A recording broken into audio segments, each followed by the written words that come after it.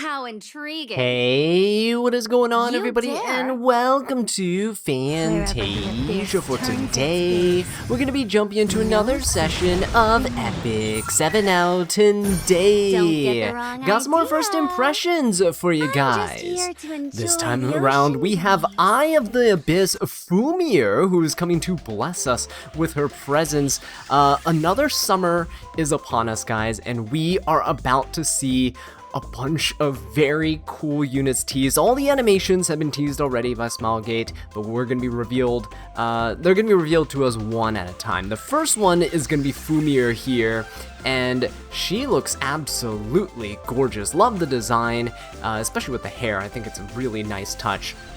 But Fumyr here is going to be bringing quite a bit to the table. So in this video, we're going to be reviewing her stat lines, her abilities, and we're going to take a look at her combat previews, because I think there's quite a lot of stuff that isn't told to us directly that we can kind of infer from it there. And we're also going to do a deep dive analysis into like gear sets that you should be running, subset you should be looking for, and then teammates and counterpicks that you can try to incorporate into your team or possibly watch out for as well. But yeah, Fumyr here is going to be a start of a pretty cool stretch of a summer season, and let's jump into her stat line here. Eye of the Abyss Fumyr is going to be a 5-star Earth Elemental Mage of the Libra star sign, and Libra star signs actually have quite a bit of HP and speed, which is pretty good. If you want a unit for comparison, by the way, New Moon Luna is a 5-star Libra mage as well, and you can see how fast you can potentially build a New Moon Luna, right, in comparison. 300 plus speed, relatively easy, right? 124 base speed is nothing to laugh at. I know we have 132 base speeds now with RNL, but this is still good. Keep that in mind. She does a team imprint into HP, which is actually really solid. 2 imprint slots, not the full team, which means that those 2 units will get more HP than usual. And also she self-imprints into effectiveness, which is great, given she's probably going to be playing a role similar to New Moon Luna in terms of like debuffs and stuff, right?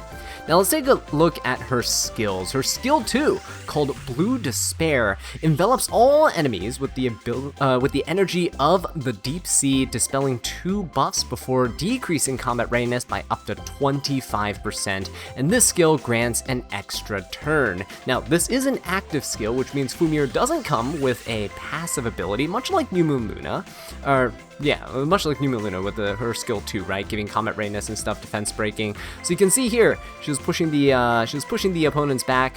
It's pretty nice. It's a non-attack skill, pretty decent if you're an opener. Also, notice that she pushed back units like Lady of the Scales, right? So she can't cut your follow-up units as easily.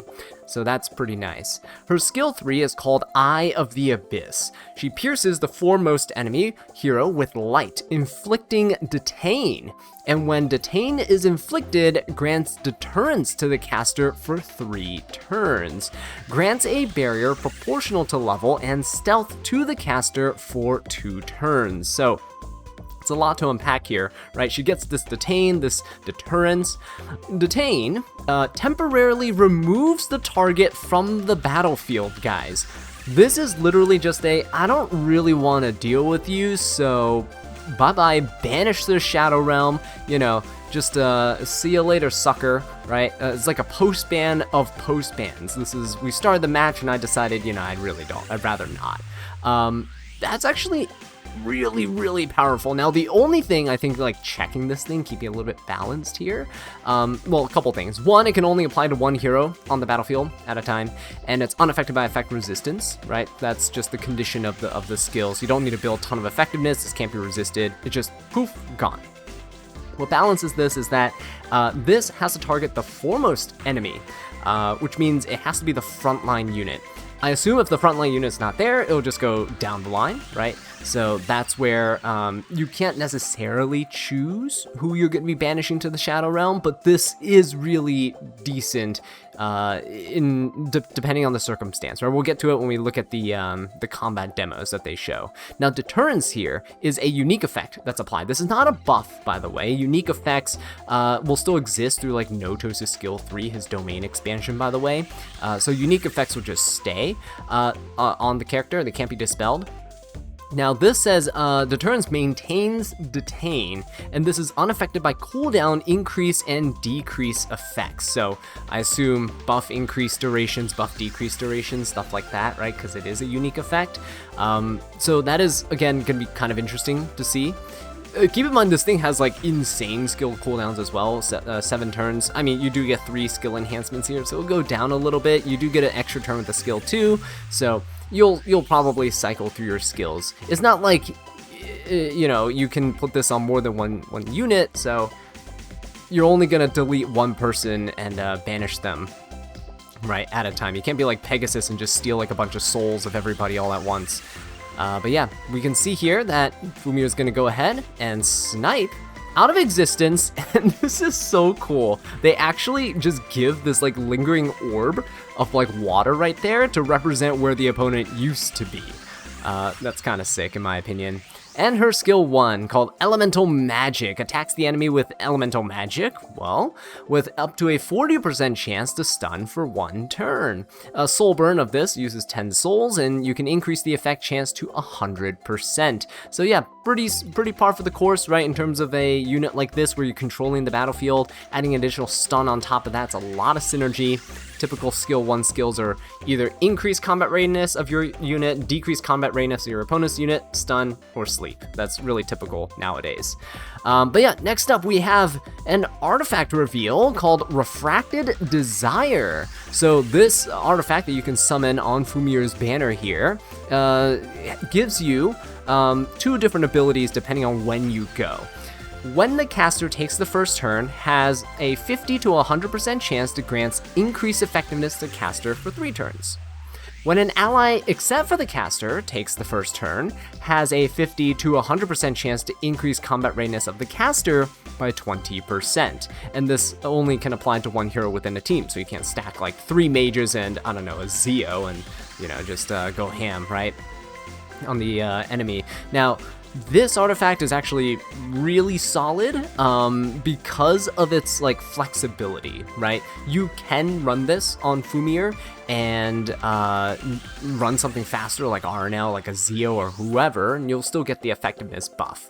But at the same time, you can also, if you're opening, it just makes it easier for you to get your skills off, right? Like your skill 2 trying to push back your opponents, you don't need as much effectiveness because you give yourself that buff, which is actually really nice to get that little bit of flexibility in these artifacts. And I'm kind of a fan of it, honestly.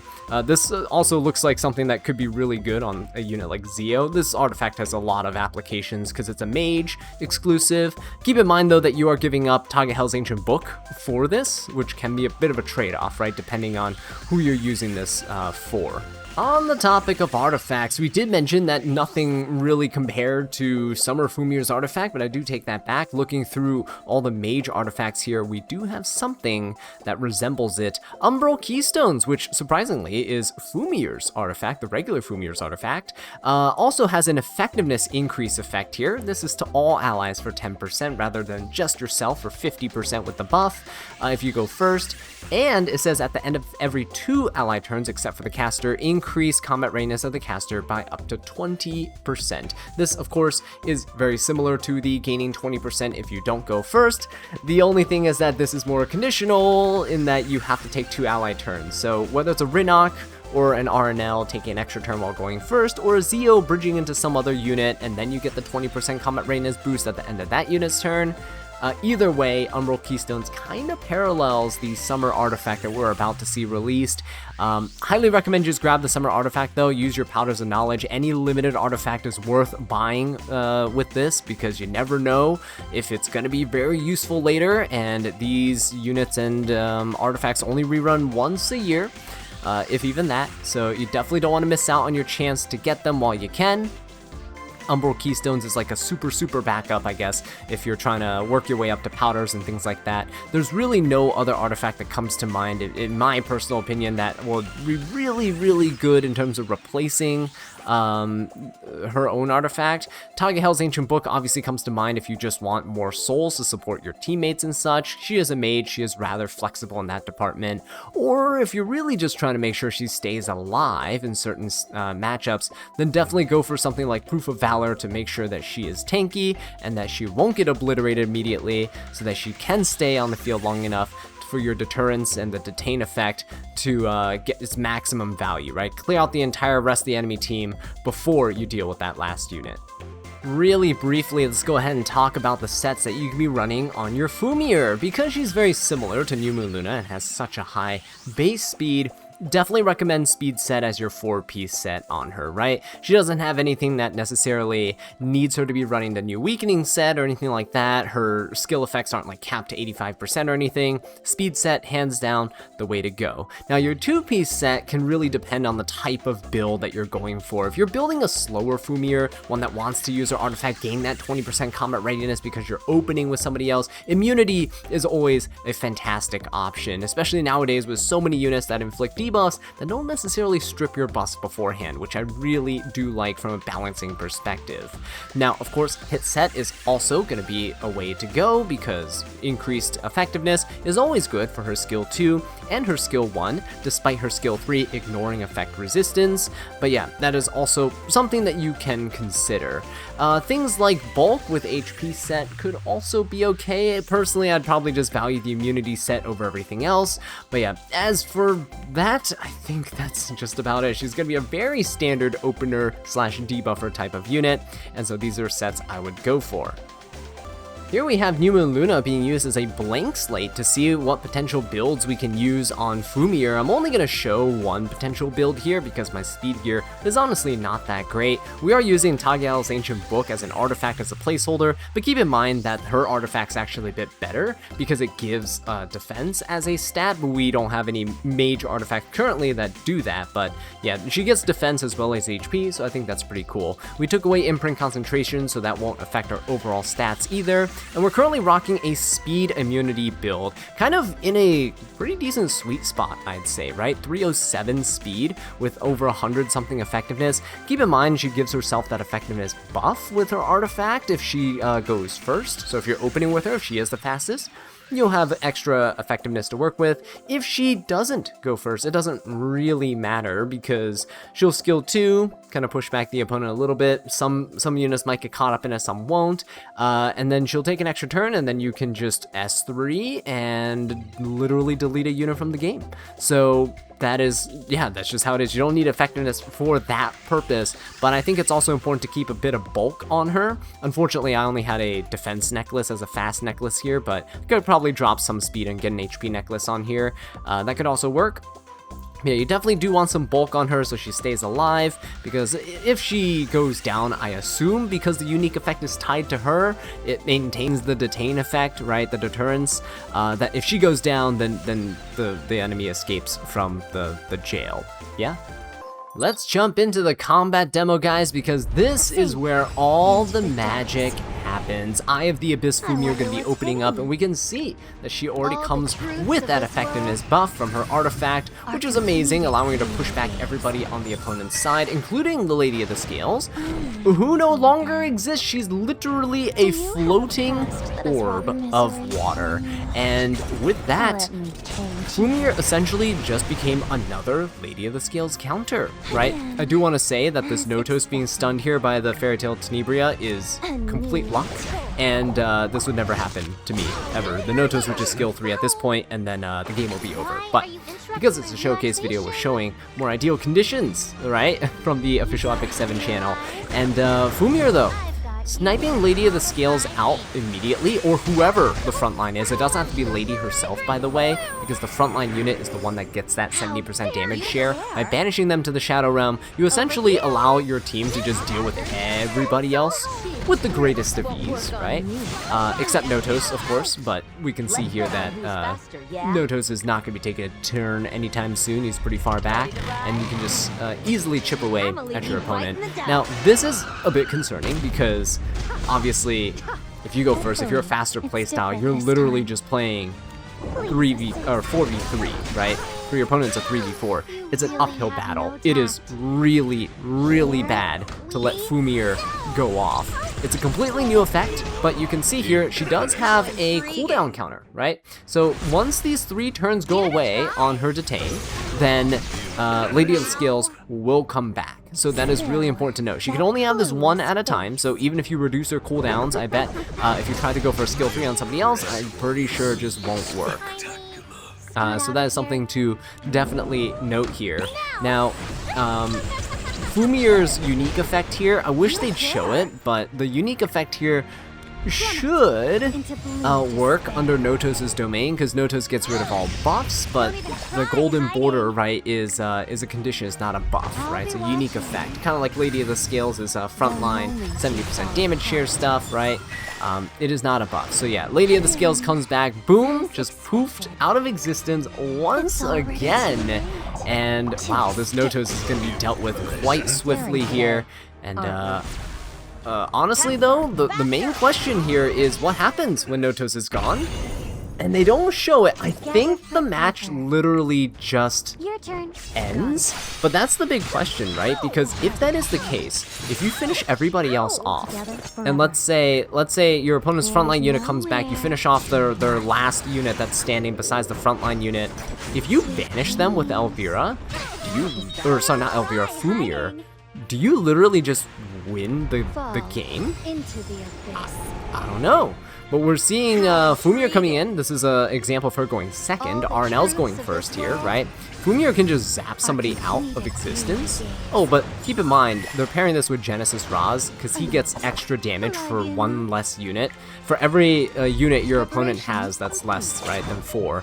So, with the superhumanized Raz, I think this is just a GG. Yeah, you just skill 2 the Fumyr, and then skill 3, and then the Arya should be gone. Honestly, you could just skill 3 and the Arya will be gone, but yeah. I really wish they'd show the ending to see if you actually win while someone's stuck in the orb, because if that's the case, it's kind of a one-hit KO, right? You can treat the skill as just a one-shot, which is honestly insane. To wrap up this video here, guys, let's talk about some synergistic picks with Fumyr, as well as some counter picks you can potentially utilize against her.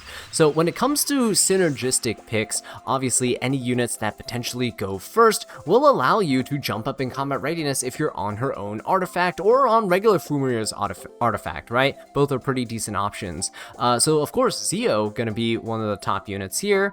He's a mage, he allows you to cleave or play aggro, which fits really well with Fumyr's style, right? Snipe a unit from your opponent, and then just finish the other 3 off. They're defenseless, right? Essentially, especially if they have a Boss Arunca in the front line there, or Lady of the Scales, or a Lady of the Scales target to protect and damage share with. Yeah, she essentially just says no. So Zio, a fantastic unit to pair with her, and along that, of course, the plethora of units that synergize with Zio. You can build a whole team from this.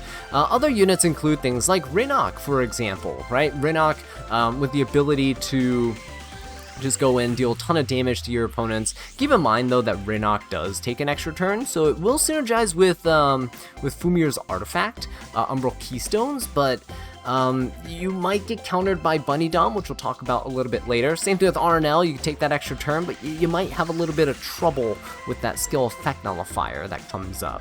But yeah, RNL also a pretty decent choice if you just want a pretty fast opener, take extra turns, deal some damage, right? Playing that super aggressive play style. But if you're more in the slower camp and you want to play a bit tankier, Boss Arunca to help protect the backline units like Fumyr, gonna be amazing for keeping her alive, allowing her to keep that deterrence up for the rest of your team to finish off the opponent, right?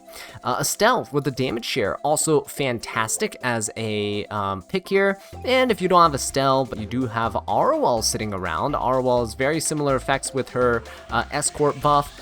And she will also be able to take on a lot of damage. She can give a defense buff, she gives barriers. Overall, just a very good defensive support knight, right? Estelle is a bit more offensive in nature, but this is also a very solid pick. Of course, then it comes down to things like protection in the form of Ruel of Light, a fantastic unit because of her damage limit buff on the skill 2, a degenerate unit at that. People absolutely hate her, but the invincibility from her skill 3 damage limit buffer of her skill 2 is very, very difficult to defeat.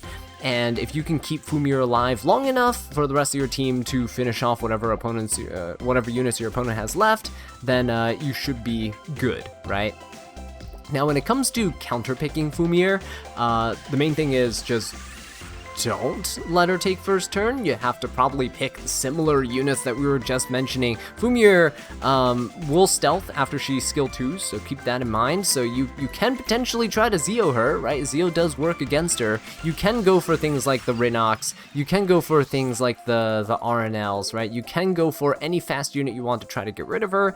Alternatively, if she's already captured one of your unit's souls in that water bubble there, then you have to do like Yugi does and just defeat Pegasus to reclaim your grandpa's soul. Okay, so you just gotta hunker down and take her out. One thing to keep in mind though is that because it's an effect, I believe Bunny Dom's skill effect nullifier might help protect against that skill 3. It needs some testing, but I'm pretty sure it can. Maybe it has to be paired with immunity or something like that. Again, requires testing. However, Bunny Dom does, if that interaction does indeed work, then Bunny Dom is pretty decent. It doesn't stop things in RTA, but at least in Arena and Guild Wars, if Fumyr's on defense or anything like that, Bunny Dom is solid because when your opponent takes an extra turn, you do get that skill effect nullifier, you do get the skill nullifier, and you get the full team cleanse off, right? Which is super, super useful. In RTA, it doesn't matter as much because your opponent can just skip the skill 2, which gives the extra turn, and literally just snipe someone with a skill 3 and then chill. So make sure to prepare your bookmarks, guys, because Fumyr is going to be joining us starting June 25th. That is going to be it for today's video, so thank you all so much for watching. I will catch you in the next one. Take care.